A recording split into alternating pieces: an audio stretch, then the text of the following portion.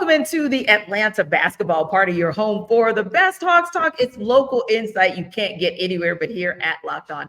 I'm your host, Tenitra Batiste. Alongside me is Jarvis Davis and Deshaun Tate. The Atlanta basketball party is part of the Locked On podcast network, your team every day. The Hawks, unfortunately, guys, took another L last night. A bad beat to the tune of 128 to 105 to the Cavs in Cleveland. Now, we're going to deep dive into it with the and one, and we'll also go around the Metro to wrap up. But first, we have thoughts. And how apropos is it that we're going to end up around the Metro? Because I am down on the south side of the Metro tonight here in College Park as the G League team for the Hawks, the Skyhawks, will be taking on the Swarm, guys. So I'm doing a little bit of double duty. Appreciate you guys working with me and hanging out with me in my confines here in College Park. Now, last night, Jarvis, that was a sight to see, at least for about 2.5 quarters. Because admittedly, the Hawks did hang. They actually had a 12-point lead at a point in that game against the Cavs. And all of a sudden, whether you want to point at one person or whether you want to point at kind of meaning one person on the Hawks side or one person on the Cavs side, things just kind of went south and never did the Hawks recover. They were down by at least at a point, 25 points. Lost by 23. So I'm just going to ask you, do you think that what you saw last night is indicative of maybe what we need to get used to seeing from the Hawks for a little while here?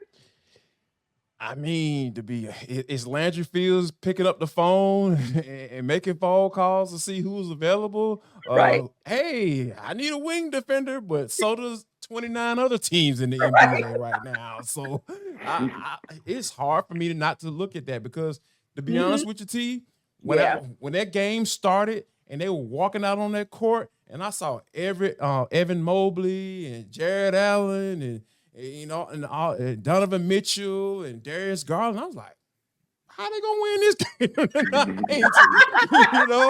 And then I got a little bit excited when they got off to a nice start, from shooting the rock from deep.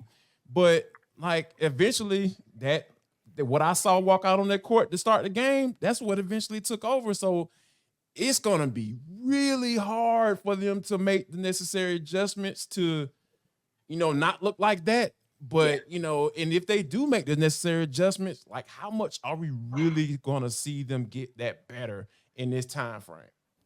And, Jarvis, you just mentioned something that I want to point out as well when you talk about shooting. And granted, about 4 minutes before the game wrapped, Quin Snyder did decide to empty the benches. But if we look at the other 44 minutes, you're basically looking at a Hawks team that had 7 players in double figures.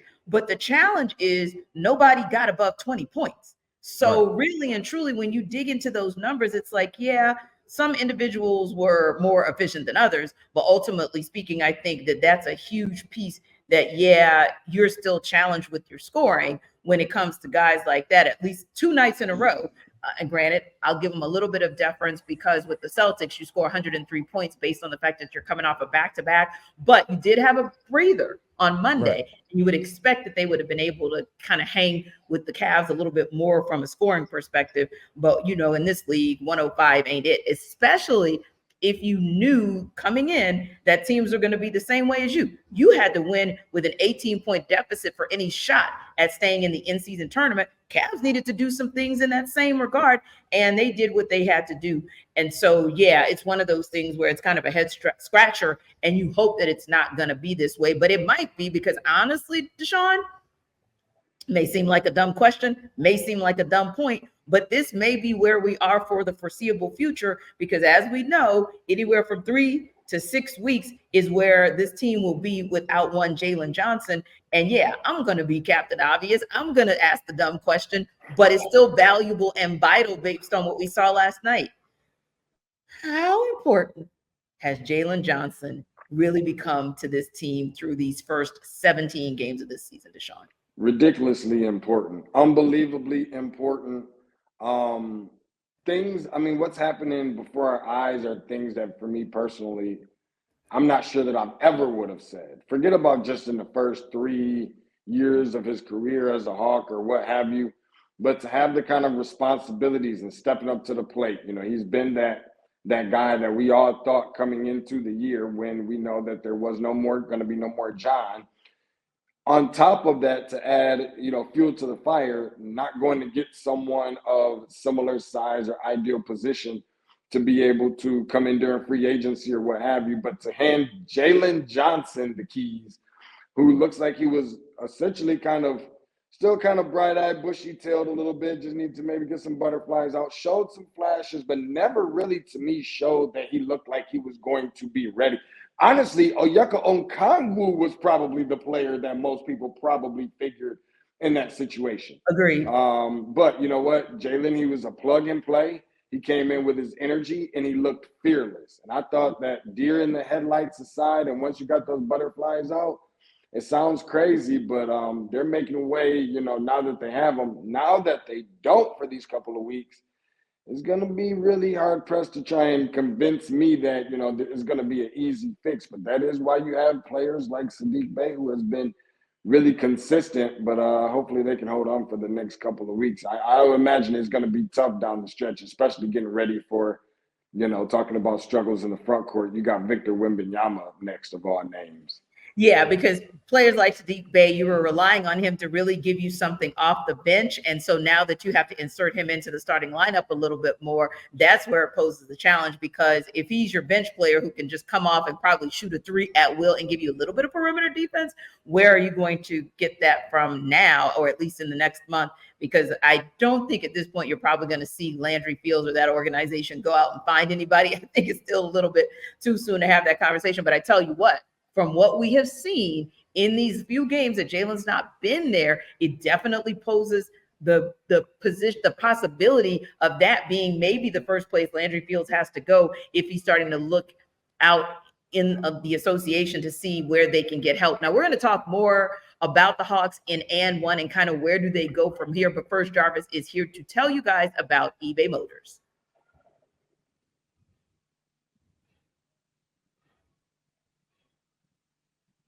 Listen up, everybody. This episode of the ATL Basketball Party is brought to you by eBay Motors. Listen, our partners at eBay Motors have teamed up with Locked On Fantasy Basketball host LeBron James of Fantasy Basketball, Josh Lloyd, to bring you some of the best fantasy picks each week, all season long.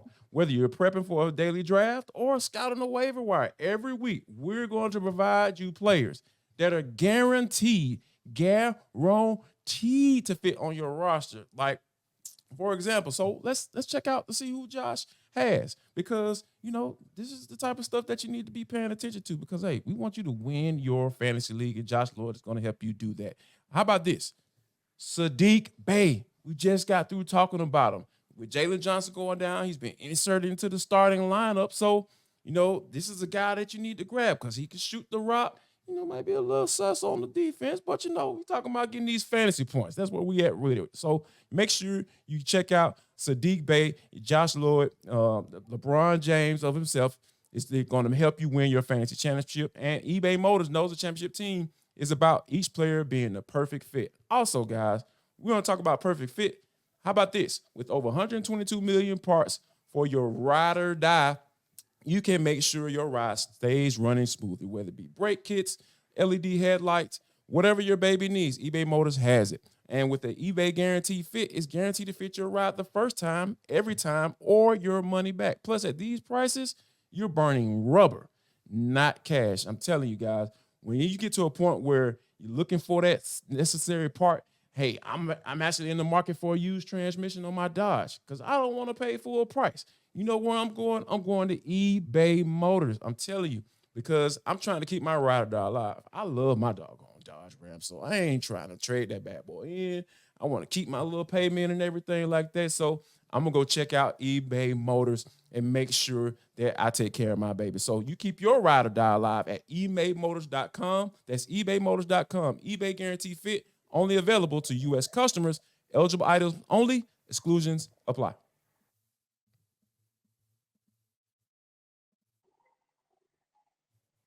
All right, guys, time to get into the and one and kind of deep dive a little bit more on what we've seen overall, kind of bigger picture, right? We're 17 games in. Hawks are 8-9 on the season. And there have been times where we've definitely seen some things look a little bit different from, say, last season, right? There are times when last season we would have said, yep, it's a wrap. Got to know when to hold them, know when to fold them. And we would have said, yeah, we're tapping out in about second quarter, definitely midway through the third. But we've actually seen it to the end, and we've seen the Hawks actually pay it forward and win a game, right? We've also seen a lot of good effort. I'll again highlight Trae Young in the effort. It may not be 100% effective quite yet, but the defensive effort, I feel like it's going to yield more results sooner rather than later. However, there are times when Hawks gonna hawk.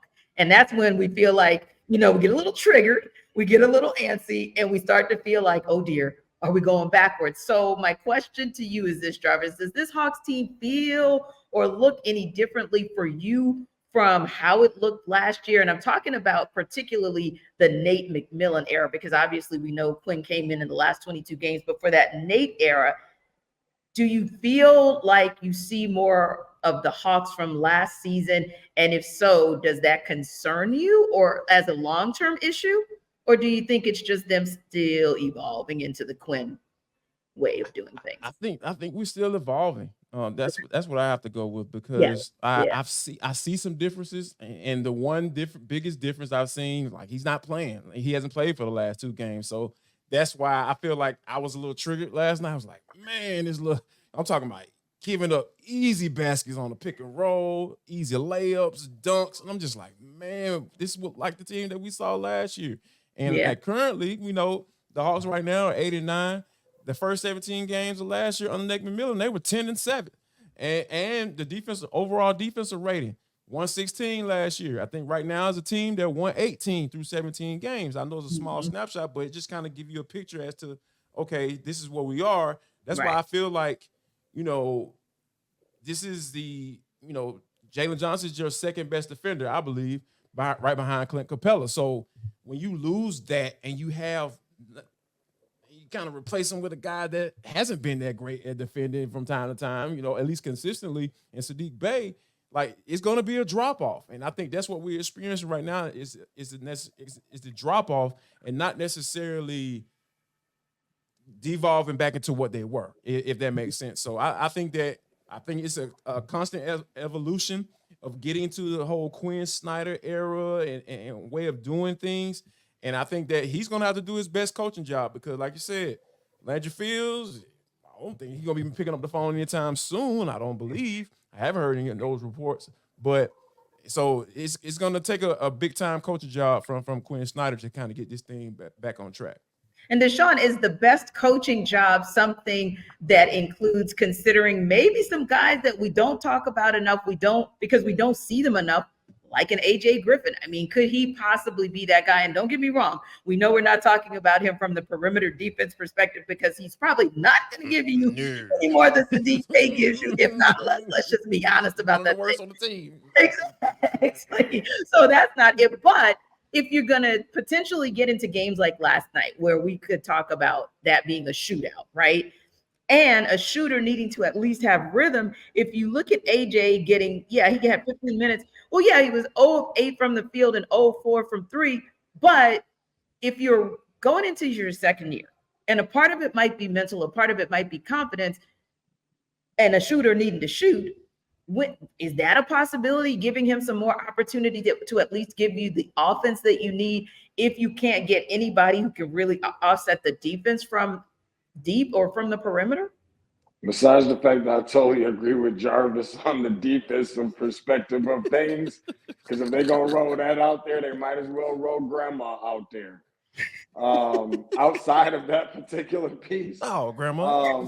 I do think, and grandma might be able to give you a little bit more than he can for somehow I knew you would said that way. As far as lateral movement. No, but seriously, I mean, I do think that there is more of a place for him. Don't forget, it wasn't too long ago, and I remember saying this on last year for the first half of the season. I thought that AJ was the MVP of the first half of the season.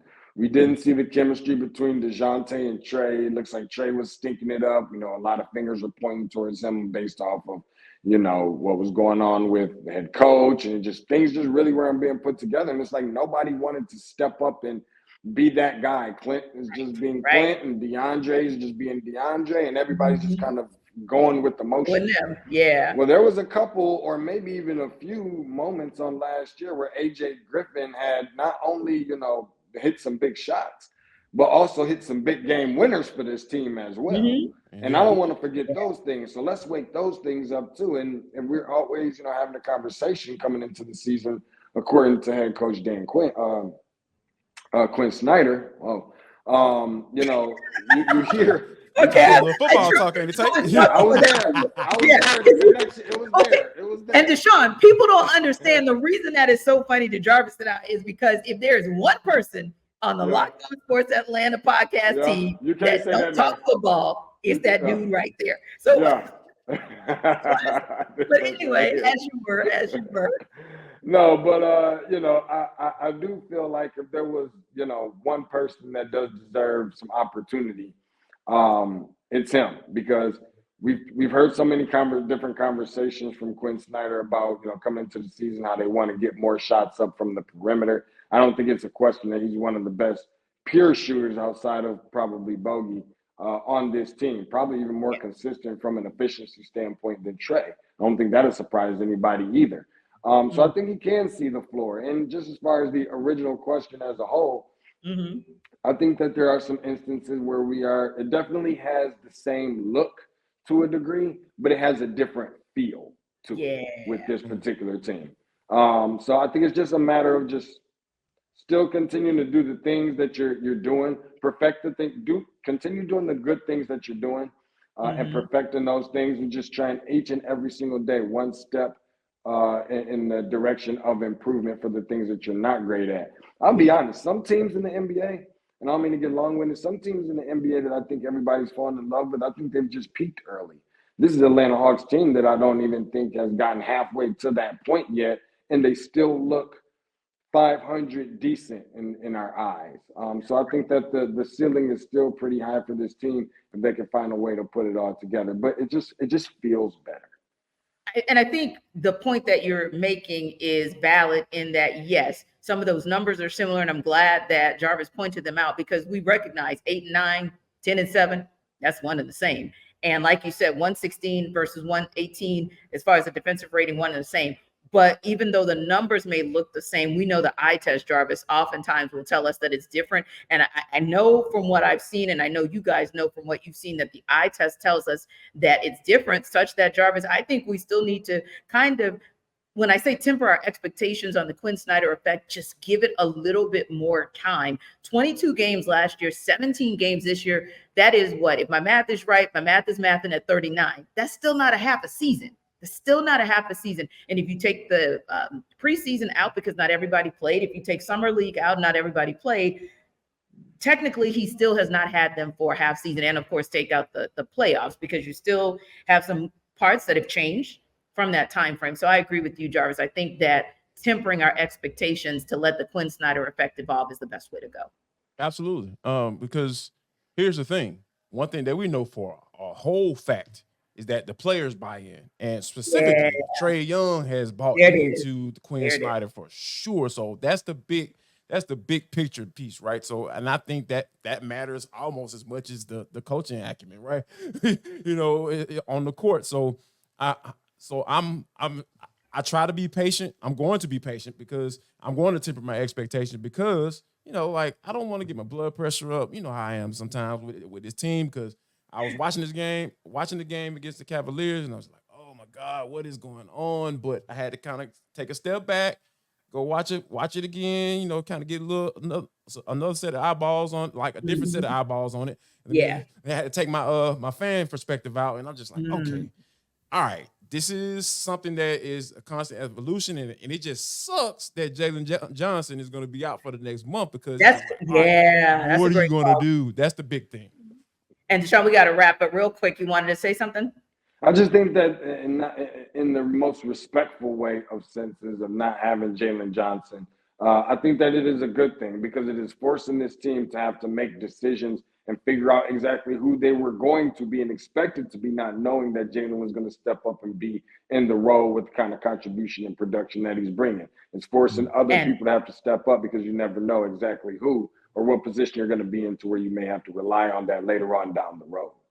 Yeah, and for me, it was just, to me, he's confirmation that it was the right choice to move on from John Collins, because I think the Hawks are going to be just fine with Jalen Johnson. Now, we're going around the Metro in a minute, but first, I want to download with you guys on FanDuel.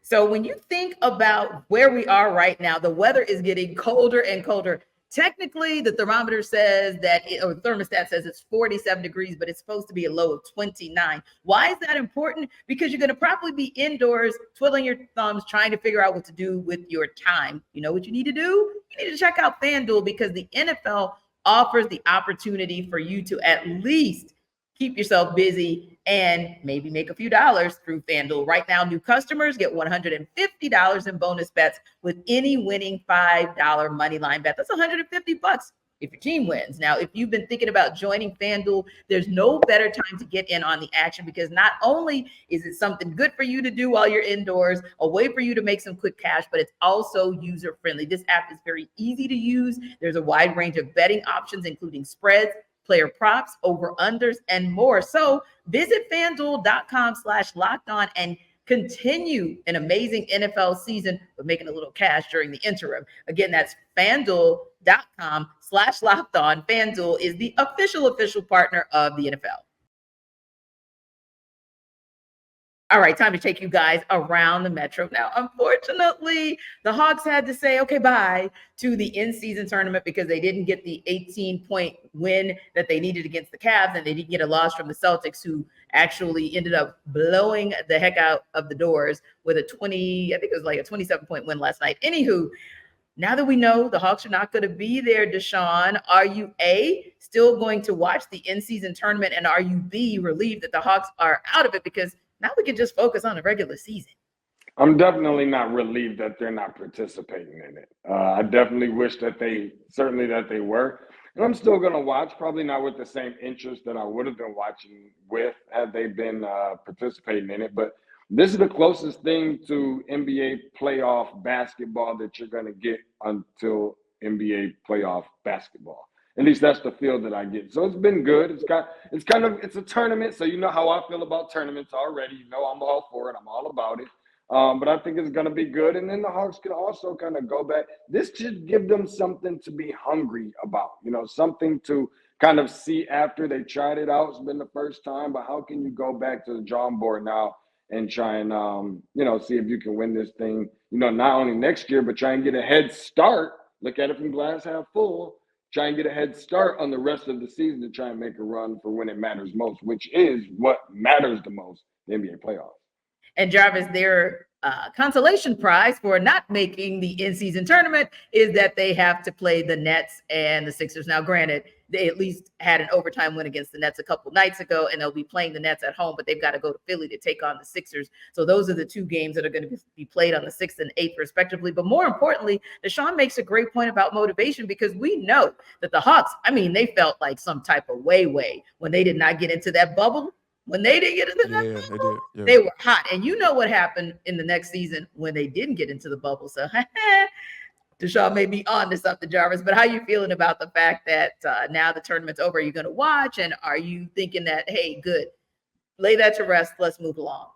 No, absolutely not. I will not be watching. Because here's the thing, because my whole thing with the whole in-season tournament, because it's, the whole Pacers game, right? Everybody in their mom was talking about, oh my God, this is the greatest game ever and all that stuff. I don't know about y'all, but I was sitting there watching the game. I was like, somebody go play some defense, or somebody go try to, foul the man. Can we trap the guy to get the ball out of his hand? Tyrese Halliburton is absolutely killing the Hawks right now. So let's do something that, teams do to Trae Young. Hey, trap him, get the ball out of his hand and make somebody else beat us. We're not going to let this dude continue to just skip to Malou all up and down the court. I'm just like, man, okay. So yeah, the NBA, I know they're trying to garner interest, but it's November, you know, Tate, it's the football still going on, you know, so, you know, like.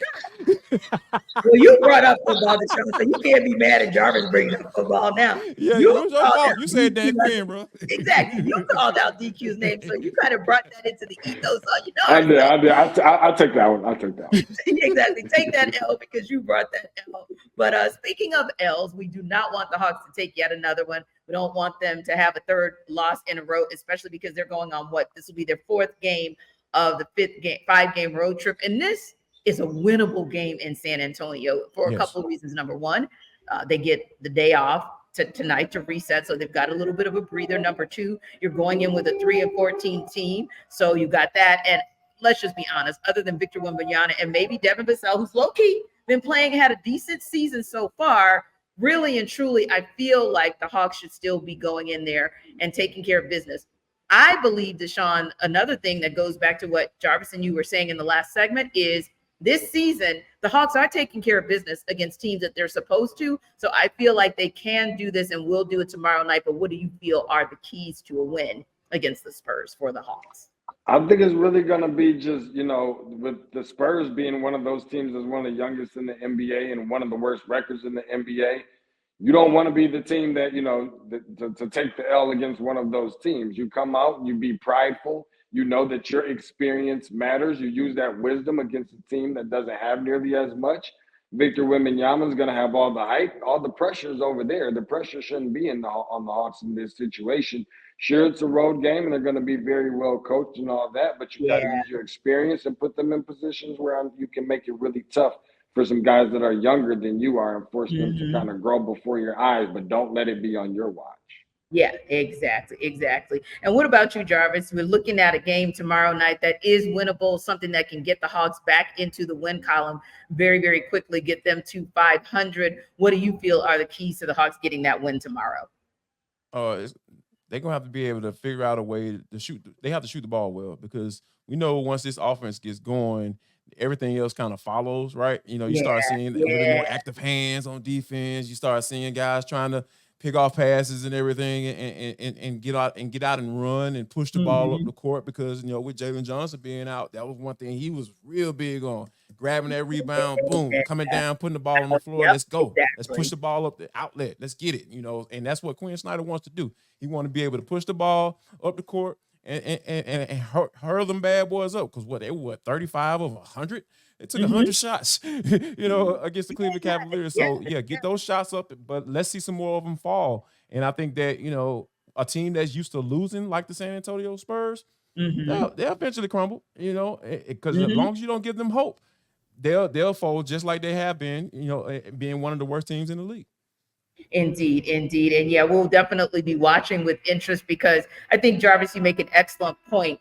Where do you get that speed? Where do you get all of those little things, the intangibles that Deshaun and I have been talking about when it comes to Jaylen Johnson, having really, really good court vision for a big, being able to play maybe a second or two before it happens and seeing how it's going to play out, which allows him to get those rebounds and almost start a play midway while he's pulling the rebound down. It's like his mind is already halfway down the court on what's going to happen. So, yeah, I think tomorrow night and the games to come will really show us how the Hawks are going to be able to overcome that. Listen, guys, we appreciate you, as always, for stopping by the Atlanta Basketball Party. It's your home for the best Hawks talk. Don't forget to like and subscribe to our YouTube channel. And, of course, on Thursday, you know what you got to do. You got to stop by the Atlanta Sports Party. We'll see you tomorrow.